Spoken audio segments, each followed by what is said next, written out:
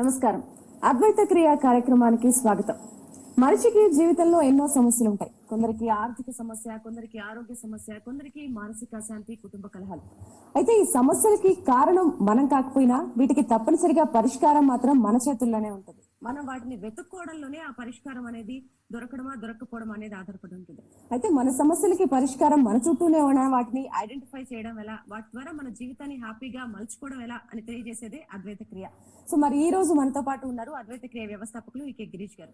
మరి వారితో మాట్లాడాలి, మీ సమస్యలు మీరు ఎలా సాల్వ్ చేసుకోవాలి, అసలు ఆ కెపాసిటీ మీరు ఎలా సంపాదించాలనేది తెలుసుకోవాలంటే మరి వారితో మాట్లాడండి. స్క్రీన్ పై కనిపిస్తున్న లైవ్ నెంబర్స్ కి కాల్ చేయండి. ముందుగా కార్యక్రమాన్ని ప్రారంభిద్దాం. గిరీష్ గారు నమస్కారం. నమస్తే అండి. సో తప్పనిసరిగా ఒక సమస్య ఉందంటే దానికి సొల్యూషన్ అనేది డెఫినెట్ గా ఉంటేనే సమస్య అనేది రైజ్ అవుతుంది. కొన్ని సందర్భాల్లో సొల్యూషన్ మన దగ్గరే ఉంటుంది, బట్ దాన్ని మనం ఐడెంటిఫై చేయలేకపోతుంటాం. సో దాన్ని ఎట్లా తెలుసుకోవాలి అంటారు? ఆ సమస్యకి సొల్యూషన్ మనలో ఉంది అనేది మనం కనుక్కోవడం ఎలా? కొన్నిసార్లు ముందుగా నాకు జ్ఞానభిక్ష ప్రసాదించినటువంటి శ్రీ బాలా త్రిపుర సుందరి అమ్మవారి యొక్క పాదపద్మాలకు నమస్కారం తెలియజేసుకుంటూ, సమస్య చాలా జటిలమైంది. ఆ సమస్య వచ్చినప్పుడు ఆ సమస్య యొక్క పూర్వాపరాలు, అసలు ఎందువల్ల ఈ సమస్య వచ్చింది అనే దాన్ని ఐడెంటిఫికేషన్ చేయడము మాక్సిమం చాలాసార్లు కష్టం అవుతుంది. కారణం ఏంటంటే సమస్య రావడంతోనే మన యొక్క మానసిక స్థితి మన చేతారిపోతుంది అనమాట. అంటే like we will go for the depression. ఎందుకు వచ్చేసింది, ఇప్పుడు వరకు హ్యాపీగా ఉన్నాను కదా లైఫ్, సడన్గా ఈ ప్రాబ్లం అంతా నాకు ఎందుకు వచ్చింది, నేను ఏం చేయాలి ఇప్పుడు. దీనికి తోడు సమస్య మీద ఎప్పుడైతే మనం దృష్టి పెట్టడం జరుగుతుందో సమస్య ఇంకా ఇంకా ఇంకా ఇంకా ఇంకా ఇంకా పెరిగిపోతూ ఉంటుంది. అప్పుడు మీ దగ్గర నిజంగా 1000 ఏనుగుల బలం ఉన్నా కూడా బలహీనుడు అయిపోతారనమాట. అంటే ఇంకా పెద్ద పెద్ద ప్రాబ్లమ్స్ అనేవి యాడ్ ఆన్ అవుతూ ఉంటాయి. అలా కాకుండా మన దృష్టిని పాజిటివ్ వైపుగా మరలిస్తే ఆటోమేటిక్గా ప్రాబ్లం సాల్వ్ అవుతుంది. కానీ ఇది అంత ఈజియెస్ట్ థింగ్ కాదు. దీనికి చాలా వరకు మైండ్ని కంట్రోల్లో తెచ్చుకోవడానికి ఏ రకాలైనటువంటి సాధనా విధానాలు ఉన్నాయో వీటిని అవలంబించుకుంటూ పాజిటివ్ యాటిట్యూడ్ని అదే పనిగా డెవలప్ చేసుకుంటూ ప్రస్తుతానికి ఆ సమస్యని స్కిప్ చేసుకుంటూ రావాలి. ఇమీడియట్లీ సొల్యూషన్, దాన్ని ఇమీడియట్లీ రావడంతోనే మనం యుద్ధం ప్రకటించాము అని అనుకోండి, ఆల్రెడీ మానసికంగా ఓడిపోయి ఉన్నాం. సో ఆ మానసికంగా ఓడిపోవడం వల్ల హాఫ్ కాన్ఫిడెన్స్ అనేది ఒకటి ఉంటుంది. ఈ హాఫ్ కాన్ఫిడెన్స్తో పై యుద్ధం చేయడం అన్నది మొదలెట్టాము అని అనుకోండి, నమ్మకం లేకుండా చేయడం వల్ల ఇంకా ఇంకా సమస్యలు రావడానికి అవకాశం ఉంటుంది. అంటిల్ అన్లెస్ మిమ్మల్ని మీరు బాగా బలంగా తయారు చేసుకున్నంత వరకు పరిస్థితిని బట్టి, ఇప్పుడు ఆర్థికపరమైనటువంటి సమస్య ఉంది, కొద్దిగా కాదు చాలా జటిలమైంది అనమాట. ఆ ప్రభావం అన్నది కలిగినప్పుడు మనిషి చాలా వరకు వీక్ అయిపోవటము, తర్వాత సమాజం మనల్ని ఏమనుకుంటుంది అన్నటువంటి ఆలోచనలో వెళ్ళిపోవటం, ఇట్లాంటివి వెరీ వెరీ కామన్ అయిపోతుంది. మెంటలీ డిప్రెస్ అయిపోవడం కానీ ఇలాంటివన్నీ జరుగుతూ ఉంటాయి. మీ దగ్గర ఎంత పవర్ ఉన్నా కూడా అప్పుడు వీక్ అవ్వడం జరుగుతూ ఉంటుంది.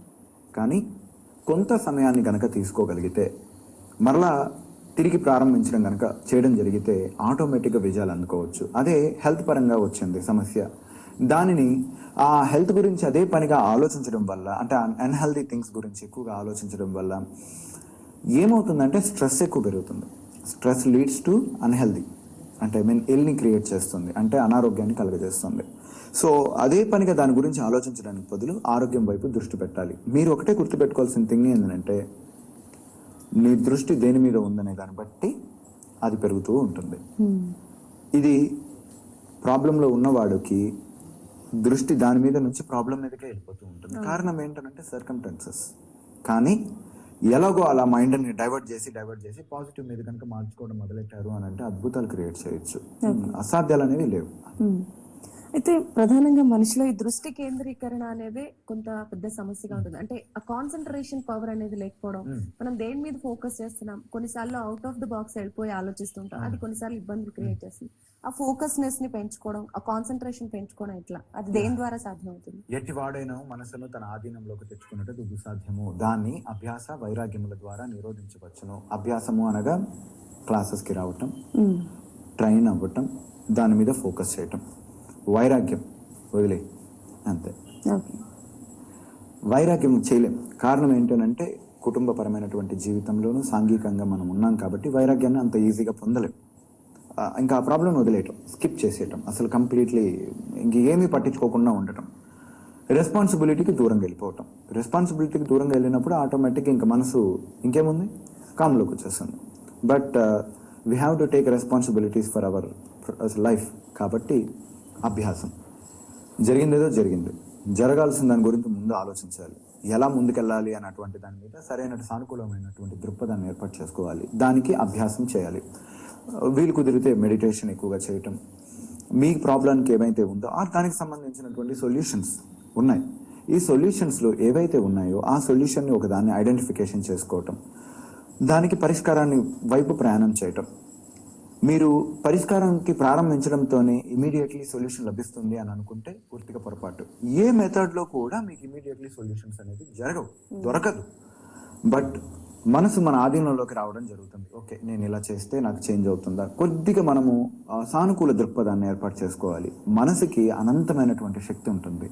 అది మీరు అడిగిందల్లా ఇస్తుంది. కానీ డిస్టర్బెన్స్ జోన్లో కనుక ఉంది అని అనుకుంటే మీరు అడిగింది ఇవ్వదు. ఇది 100కి ∞% ట్రూత్. మీరు ఏం కావాలో అది మీ మనసు ఇచ్చే శక్తి మీకు ఉంటుంది. బట్ దాన్ని మనం ఎలా తయారు చేయాలి అని అంటే మన ఆధీనంలోకి తెచ్చుకోవాలి. ఇది మీకే కాదు, నా ఆధీనంలో కూడా ఒక్కొక్కసారి ఉండదు. ఈవెన్ ఆమె ట్రైనర్ నా ఆధీనంలో కూడా ఉండదు.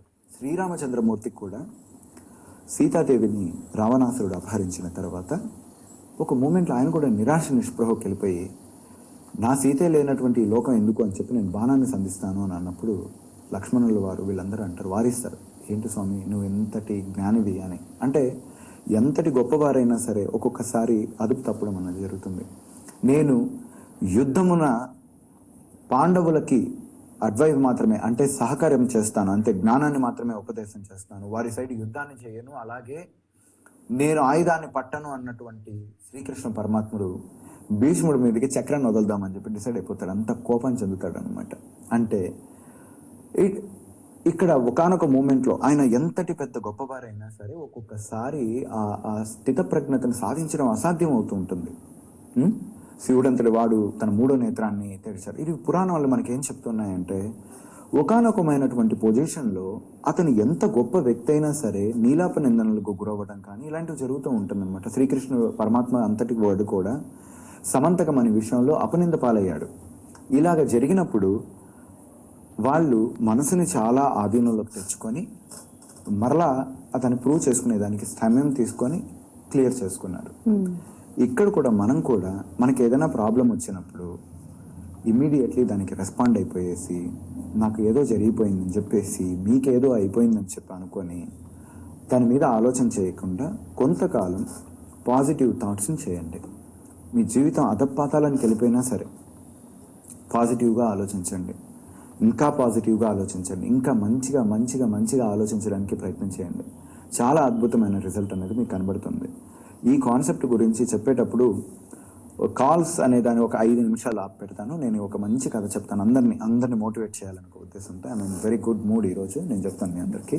ఓకే, ఇది ఒక చిన్న కథ, చాలా బ్యూటిఫుల్ కథ. ఇది ఒక్కటి చెప్పిన తర్వాత కాల్స్ తీసుకున్నాం. సో ఒక ఎడారిలో, ఇది నాకు చాలా ఇష్టమైనటువంటి కథ. వెన్ ఎవర్ నేను డిప్రెస్కి గురవుతానండి, మీరే కాదు, ఎందుకంటే మీకైతే గిరీష్ ఉన్నాడు చెప్పడానికి. నా గిరీష్ నా లోపల ఉన్నాడు, ఆడు ఎప్పుడంటే ఆడు చెప్పడు. ఆడికి చాలా నియంగా ఉండాలి, నీతిగా ఉండాలి, అప్పుడు మాత్రమే చెప్తాడు నాకు. సో నాకు కూడా ఈ కథను నేను నెమరు వేసుకొని నన్ను నేను మోటివేట్ చేసుకుంటూ ఉంటాను అనమాట. సో ఆ కథని మీ అందరికి చెప్తున్నాను. ఒక ఎడారిలో ఒక పక్షి ఉండేది. ఆ పక్షి ఎలా ఉండేది అని అంటే, ఈకలు ఊడిపోయి ఫుడ్ దొరక్క చాలా దిక్కుమాలిన జీవితాన్ని అనుభవిస్తుండేది అనమాట. ఏదో ఒక చిన్న చెట్టును ఆసరా చేసుకొని వారానికి ఒక పురుగో ఏదో వస్తే దాన్ని తిని చచ్చిపోతుంది అనగానే దానికి ఒక చినుకు వాన పడుతుంది, ఆ వాటర్ తాగుతుంది. ఇంకా రేపు చచ్చిపోతుంది అనగా పురుగు దొరుకుతుంది, దాన్ని తింటుంది. అంతా అయిపోయింది అనమాట. అంటే చాలా బక్క చిక్కిపోయేసి అసలు ఎప్పుడు చచ్చిపోతే బాగున్ను అని చెప్పి ఎవరైనా దాన్ని చూస్తే చచ్చిపోతే బాగున్నాను అనిపిస్తుంది అనమాట. అంతటి హీన స్థితికి వెళ్ళిపోయింది అనమాట అది. ఆ హీన స్థితికి వెళ్ళిపోయినటువంటి ఆ పక్షి చాలా బాధలో ఉన్నప్పుడు అటువైపుగా నారద మునీశ్వరులు వారు వెళ్తూ ఉంటారు. వెళ్తూ ఉంటే ఈ పక్షి అడుగుతుంది అనమాట, స్వామి ఎంతకాలం ఈ దరిద్రాన్ని నేను అనుభవించాలి అని అడుగుతారు అనమాట. ఏమైంది అని అంటారు అనమాట. నాకు తినడానికి ఫుడ్ లేదు, నా పరిస్థితి చూస్తే చాలా నిరాశజనకంగా ఉంది, నా జీవితం అస్సలు బాగాలేదు, నన్ను ఏం చేయమంటావు అని చెప్పేసి అంటాడు అనమాట. అవునా, ఇప్పుడు ఏం చేయమంటావు అని. మీరు ఎక్కడికి వెళ్తున్నారు అంటే, నేను వైకుంఠానికి వెళ్తున్నాను. అయితే ఆ మహావిష్ణువుని ఒక్కసారి అడగండి, ఇంకెంతకాలం ఈ దరిద్రాన్ని నేను అనుభవించాలి అని చెప్పి అంటాడు అనమాట. అప్పుడు సరే నారద మునీశ్వరులు వారు అంటారు, సరే నేను వెళ్ళి వస్తాను అని చెప్పేసి బయలుదేరాడు. సరే శ్రీ మహావిష్ణువుకి నారాయణ నారాయణ అనుకుంటూ అన్నీ చేసేసిన తర్వాత, స్వామి ఒక చిన్న విన్నపము, నేను దారిలో వస్తుంటే ఒక పక్షి నన్ను అడిగింది నాకెంతకాలం ఈ సమస్యను అనుభవించాలి అని చెప్పి. నారద, దానికి ఇంకొక 100 జన్మలు ఉంది నాయన, ఇలాగే బతకాల్సిందే అది అన్నాను. స్వామి మరి ఏం చెప్పమంటావు అని అన్నాడు. ఎలా చేస్తే దాని ప్రాబ్లం సాల్వ్ అవుతుంది అని అంటే, ఇప్పటి వరకు ఇచ్చిన దానికి ఆ భగవంతుడికి కృతజ్ఞతలు, ఈ సమాజానికి కృతజ్ఞతలు అనే ఆ కృతజ్ఞతను చూపించాలి. దానికి ఎందుకు ఆ దౌర్భాగ్యమైనటువంటి పరిస్థితి వచ్చింది అని అంటే, కృతజ్ఞతను చూపించకపోవడం వల్ల దానికి ఆ పరిస్థితి వచ్చింది. మనిషి కానీ ఇంకా మనం అందరం కూడా ఒక సమస్యలో ఇరుక్కుంటున్నామంటే, వాంటెడ్లీ కొన్ని సమస్యలు వస్తాయి, క్రియేటెడ్ సమస్యలు వస్తాయి. క్రియేటెడ్ సమస్యలని మనం ఈజీగా సాల్వ్ చేసుకోవచ్చు, రాబోయే కాలంలో అయిపోతాయి. వాంటెడ్లీ ఒక్కొక్కసారి మనకి తెలియకుండా మనకు వ్యక్తిత్వాల్లో కృతజ్ఞత అనేది లేనప్పుడు అనేక రకమైనటువంటి సమస్యలు మనకు రావడం జరుగుతూ ఉంటాయి. సో అదే విధంగా శ్రీ మహావిష్ణువు అన్నారన్నమాట, దానికి కృతజ్ఞత అన్నది లేకపోవడం వల్ల దానికి అత్యంత హీనమైనటువంటి బతుకు లభించింది అని చెప్పేసి అన్నాడు. సరే ఇప్పుడు ఏం చేయాలి స్వామి? దాన్ని ఇలా చెప్పండి ప్రతిరోజు, ఓ భగవంతుడా, నాకు ఈ జీవితాన్ని ఇచ్చిన దానికి థ్యాంక్ యూ, నా జీవితం రేపు చాలా అద్భుతంగా మారబోతుంది, ఈ ఒక్క మాట అనమని చెప్పండి, 100 జన్మల్లో దాని సమస్య తీరిపోతుంది అని చెప్పేసి అన్నాడు. సరే ఇక నారద మునీశ్వరులు వారు వచ్చారు. 100 జన్మలంటే ఇది ఇప్పుడే చచ్చేటట్టుందని చెప్పేసి ఒకటే ఆలోచించుకున్నాడు. ఏం చెప్పాడు అని అంటే, ఓ భగవంతుడా, నాకు ఈ జీవితాన్ని ఇచ్చిన దానికి థ్యాంక్ యూ. ఓకే, అందరికి అర్థమయ్యే సరళమైనటువంటి లాంగ్వేజ్లో చెప్తున్నా, నా లైఫ్ రేపు చాలా బాగా మారబోతుంది, థ్యాంక్ యూ వెరీ మచ్, ఇలాగ చెప్పుకో అమ్మా అని చెప్పేసి వెళ్ళిపోయాడు.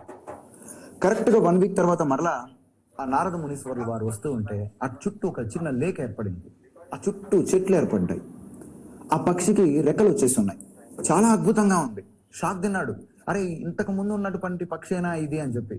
ఆయనకి ఇంకా ఆతృత పట్టకుండా నేరుగా స్వామి దగ్గరికి వెళ్ళిపోయాడు. ఈ పక్షితో కూడా మాట్లాడలేదు, వెళ్ళిపోయి, స్వామి ఇదేంటిది విచిత్రం, కాకపోతే నీ నోటి నుంచి వచ్చినటువంటి 100 సంవత్సరాలకు కానీ దాని జీవితం అంతా అంటే బాగుపడదని అన్నావు, 1 వీక్లో దాన్ని మార్చేసావే అని అంటే, నారద అది ఎంత గొప్ప పక్షితో తెలుసా, నేను రోజుకో లేకపోతే సంవత్సరానికి ఒకసారి చెప్పుకుంటే అది 100 ఏళ్ళకి దాని యొక్క 100 జన్మలకి దాని కర్మ తీరుతుంది అని చెప్పేసి అన్నాను. నువ్వు చెప్పెళ్ళినప్పటి నుంచి అది 24 గంటలు ఇలాగే చెప్పుకుంటుంది, ఓ భగవంతుడా నువ్వు ఇచ్చిన దానికి థ్యాంక్ యూ, ఓ భగవంతుడా నువ్వు ఇచ్చిన దానికి కృతజ్ఞుణ్ణి, ఓ భగవంతుడా నువ్వు నాకు నీళ్ళు ఇచ్చావు కృతజ్ఞుణ్ణి, ఓ భగవంతుడా నువ్వు నాకు గాలిని ఇచ్చావు కృతజ్ఞుణ్ణి, ఇలా చెప్పుకుంటూ పోతుంది. 4 రోజుల్లోనే దాని 100 జన్మల కర్మ పూర్తిగా దహించుకుపోయింది. ఇప్పుడు అది పరిపూర్ణమైనటువంటి ఇది ఉంది. మీ జీవితంలో దరిద్రం ఉంటే, మీ జీవితంలో సమస్య ఉంటే, మీ జీవితంలో బాధలు ఉంటే, మీరు నిజంగా చాలా బాధపడుతున్నారంటే, మీ అందరికి నేను చెప్పే సింపుల్ టిప్, ప్రతి దానికి కృతజ్ఞతను కలిగి ఉండండి, ప్రతి విషయానికి కృతజ్ఞత కలిగి ఉండండి. ఆ భగవంతుడు నిజంగా మీ అందరికీ అద్భుతమైనటువంటి లైఫ్ని ఇచ్చాడు. మనం అరే నా జీవితం ఎందుకు ఇట్లా తగలడింది, వాడి జీవితం చాలా బాగుంది, నా జీవితం ఎందుకు ఇట్లా తగలడింది, వీళ్ళందరూ బాగున్నారు, నా పక్కింటోడు బాగున్నాడు, నా ఎదురింటోడు బాగున్నాడు, నేను బాగాలేను, నాకు జుట్టు ఊడిపోయింది, వాడికి జుట్టు ఉంది, 24 గంటలు దిక్కుమాలినటువంటి ఆలోచనలతో ఉండడం వదిలి, భగవంతుడా జీవితాన్ని ఇచ్చావయ్యా థ్యాంక్ యూ, అద్భుతమైనటువంటి జ్ఞానాన్ని ఇచ్చావు థ్యాంక్ యూ, నిలబడగలిగే కాళ్ళు ఇచ్చావు, లేకపోతే కనీసం మిగిలిన అవయవాలు ఇచ్చావు థ్యాంక్ యూ, ఇలా చెప్పుకోవడానికి కనుక మనం ప్రయత్నం చేశామని అనుకోండి, మీ జీవితాలు చాలా అద్భుతంగా మారుతాయి. నేను ఇదే ఫాలో అవుతానండి అప్పుడప్పుడు, ఎందుకంటే నాకు ఎప్పుడైనా సమస్య అనేది వచ్చిందంటే నేను అప్పుడే ఇమీడియట్లీ దీన్ని స్టార్ట్ చేయడం మొదలెడతాను. ఎగిరిపోతాయి సమస్యలు అనేవి ఉండవు, సమస్యలు కొంతకాలమే ఉంటాయి, కానీ కృతజ్ఞత ఎప్పుడూ ఉండాలి. గుర్తుపెట్టుకోండి ఈ విషయాన్ని, ప్రతి ఒక్కరు గుర్తుపెట్టుకోండి, ఇది మీకు భగవంతుడు చెప్తున్నాడని చెప్పేసి అనుకోండి. కృతజ్ఞతను కలిగి ఉండండి. జీవితంలో ప్రతి ఒక్కరు కృతజ్ఞతను కలిగి ఉండాలి. కృతజ్ఞత లేనివాడు, కృతజ్ఞత హీనుడికి దరిద్రం చుట్టుపక్కలే ఉంటుంది. జాగ్రత్త, చాలా చాలా జాగ్రత్తగా ఉండండి. ఓకే, అదండి. చాలా చక్కగా చెప్పారు గిరీష్ గారు. మీరు చెప్పిన కథ ఎంతో మందికి ఇన్స్పిరేషన్ అవుతుందని మేము కూడా డెఫినెట్లీ వెరీ ఇన్స్పైరింగ్. అండ్ అది తెలుసుకుంటే కనుక లైఫ్ చాలా కలర్ఫుల్ గా ఉంటుంది అనేది మాత్రం అర్థం అవుతుంది. ఒక కాలర్ తో మాట్లాడు. నమస్తే అండి. నమస్తే అండి, ఎక్కడి నుంచి మాట్లాడుతున్నారు, మీ పేరేంటి? శ్రీలత గారు, గిరీష్ గారు ఉన్నారండి, మాట్లాడండి, మీ సమస్య ఏంటో చెప్పండి. హలో, నమస్తే సార్. అమ్మా నమస్తే అమ్మా, చెప్పండి. సార్ మరి నెగిటివ్ ఆలోచనలు చేయొద్దంటారు, బట్ చేసినాం వాటి ఎఫెక్ట్ మన మీద పని చేస్తుంది అని మీరు అంటారు, మరి ఎట్లా సార్ దాని నుంచి ఎలా రక్షించుకోవడం? ఇప్పుడు చెప్పాను కదా, అదే ఓకే, ఇప్పుడు చెప్పిన కథ దాని గురించి అన్నమాట. జీవితంలో చాలా తప్పులు చేస్తుంటాం, ఇప్పటి నుంచి అయినా పాజిటివ్ గా ఆలోచించండి. మీ జీవితానికి చాలా ఇష్టపడడానికి ప్రయత్నం చేయండి. మీ లైఫ్ చాలా బ్యూటిఫుల్గా ఉంటుంది. అరే ఇట్లా అయిపోయింది అట్లా అయిపోయింది అని చెప్పేసి అనుకోమాకండి. ఇక్కడి నుంచి మంచిగా ఆలోచిద్దాం, మంచి సమాజాన్ని నిర్మిద్దాం. సరే సమాజాల తర్వాత నిర్మిద్దాం, ముందు మన గురించి ఆలోచిద్దాం. మీ గురించి మీరు బాగుండడానికి ప్రయత్నం చేయండి, ఇంకా సంతోషంగా ఉండడానికి ప్రయత్నం చేయండి. చాలా ఇంపార్టెంట్.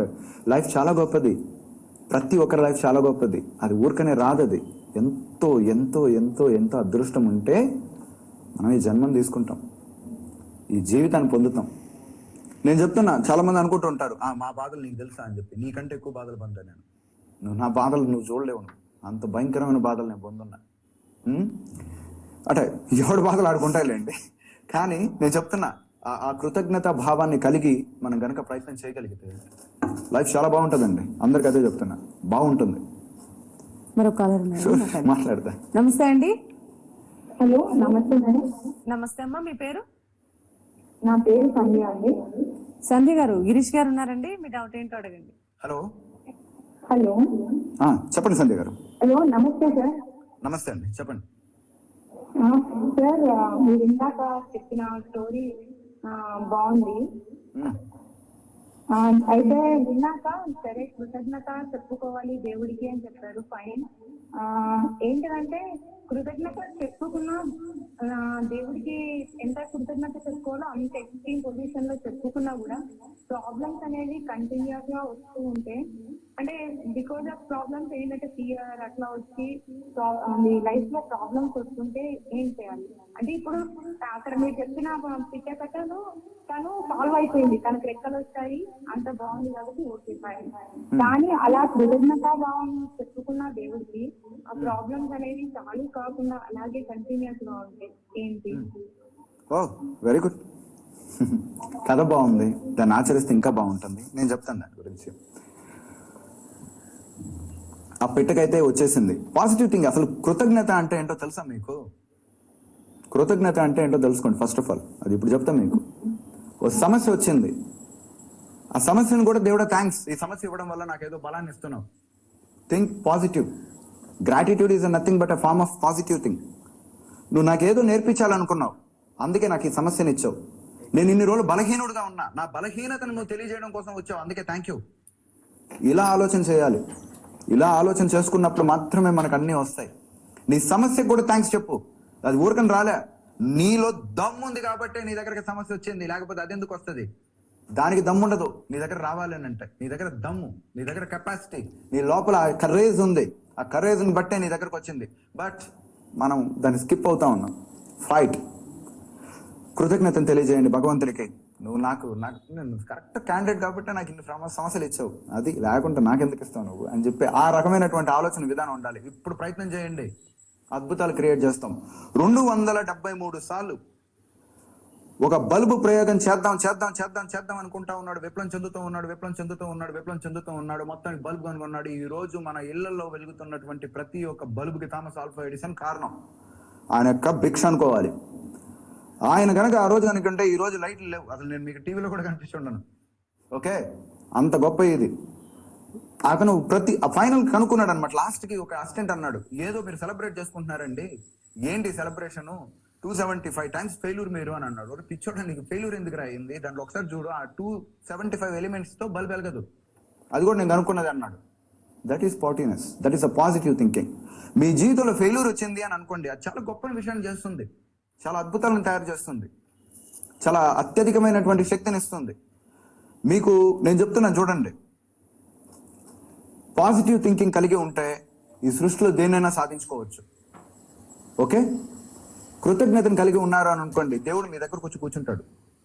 ఆ ప్రతి విషయానికి గ్రాటిట్యూడ్ చూపించాలి, ప్రతి విషయానికి గ్రాటిట్యూడ్ చూపించండి. ఎందుకో నాకు భగవంతుడు నాకు ఇచ్చాడు, లేకపోతే నాకే ఎందుకు ఇస్తాడు దీన్ని. దాని మీద నుంచి విద్య నేర్చుకోవడానికి ప్రయత్నం చేయండి, దాని మీద నుంచి డెవలప్ అవ్వడానికి ప్రయత్నం చేయండి. అది చేసే కొద్దీ అద్భుతాలు జరుగుతాయండి. అది గిరీష్ గారు, మీరు నిర్వహించే క్లాసెస్ గురించి చెప్తారు? ప్రణవ్ ధ్యాన్ కానీ కుబేర ప్రక్రియ కానీ. ఆగస్టు 12వ తేదీ ప్రణవ ధ్యానం క్లాసు, అడ్వాన్స్డ్ క్లాస్ నిర్వహించడం జరుగుతుంది. 18, 19, 20 తేదీల్లో కుబేర ప్రక్రియ or mini wealth engineering, and 24, 25, 26 తేదీల్లో అమృత ప్రక్రియ. సూసైడల్ నాకు తెలిసి ఇంకెవడు చేసుకోవడం అనుకుంటా ఈరోజు చెప్పిన దానికి. సో అట్లాంటి వాళ్ళకి ఎవరికైనా ఫీలింగ్ కనుక ఉంది అని అనుకున్నట్లయితే వాళ్ళ కోసం ఆగస్టు 30th ఒక అద్భుతమైనటువంటి class for only depression people, not for all. Okay, డిప్రెషన్లో ఉన్నటువంటి వాళ్ళ కోసం అమృత హస్తం అని ఒక అద్భుతమైనటువంటి కార్యక్రమాన్ని నిర్వహిస్తున్నాం. It's a free of class. ప్రతి ఒక్కరిలో చనిపోవాలి, డిప్రెషన్లో ఉంది, అట్లాంటి ఐడియాలజీ ఉన్నటువంటి వాళ్ళ కోసం మేము ఒక అద్భుతమైన క్లాస్ ఒకటి కండక్ట్ చేయడం జరుగుతుంది. ఆ క్లాస్కి డిప్రెషన్లో ఉండి జీవితం మీద విరక్తి చెందినటువంటి వాళ్ళు కనుక వస్తే జీవితం అంటే ఇది అని నిరూపిస్తాం, ఆ విధంగా తయారు చేస్తాం. అది ఓకే. అదండి. అంటే ఈ కుబేర ప్రక్రియ, ప్రణవ ధ్యానం ఇవన్నీ కన్నా అంటే మన జీవితం ఉంటేనే మనం ఏదైనా చేయగలం. ఇప్పుడు మీరు ఆఖరిలో చెప్పిన ఈ అమృత హస్తం అనేది మీరు ఫ్రీ ఆఫ్ కాస్ట్ లో చేస్తున్నారు. అంటే అసలు లైఫ్ లేకపోతే ఈ లైఫ్ లో సమస్యలు ఉండవు, దానికి సొల్యూషన్ ఎత్తుకోవాల్సిన అవసరం కూడా ఉండదు. ఎంతో అవసరమైన క్లాస్ అది, వీటన్నింటికన్నా ముఖ్యంగా మేజర్ గా కూడా చాలా మందికి ఉపయోగకరమైన క్లాస్. ఒకసారి ఆ క్లాస్ గురించి కొంచెం డీటెయిల్ అంటే ఇప్పుడు మనం అలా చెప్పామంటే వీళ్ళు మిగిలిన క్లాసులకి రాదు, కాబట్టి మీరు మిగిలిన క్లాసులకి రండి, కుదిరితే దీనికి కూడా రండి, నో ప్రాబ్లం. సో యాక్చువల్లీ ఏంటనంటే డిప్రెషన్ అన్నది కొంతమందికి మాత్రమే ఉంటుంది, not for all people. So ఆ మెయిన్ క్లాస్ ఏంటనంటే బాగా ఇంకా నాకు నువ్వు ఎన్నన్నా చెప్పు నేను విన్ను, నాకు పోవడం ఒక్కటే మార్గం అని అనుకునే వాళ్ళు ఉంటారు. వాళ్ళకైతే డెఫినెట్లీ అది బాగా ఉపయోగపడుతుంది. Thank you so much Girish గారు, మీ వాల్యుబుల్ టైం మీ ప్రేక్షకుల కోసం కేటాయించినందుకు ధన్యవాదాలు. నమస్తే. మరి గిరీష్ గారు నిర్వహించే క్లాసెస్ కి మీరు అటెండ్ అవ్వాలనుకుంటే స్క్రీన్ పై కనిపిస్తున్న వారి వ్యక్తిగత నంబర్స్ కి కాల్ చేసి ఆ క్లాసెస్ కి సంబంధించి కూడా మీరు అపాయింట్మెంట్ తీసుకుని క్లాసెస్ కి అటెండ్ అవ్వచ్చు. ఇది ఇవాళ అద్వైత క్రియ కార్యక్రమం. నమస్కారం.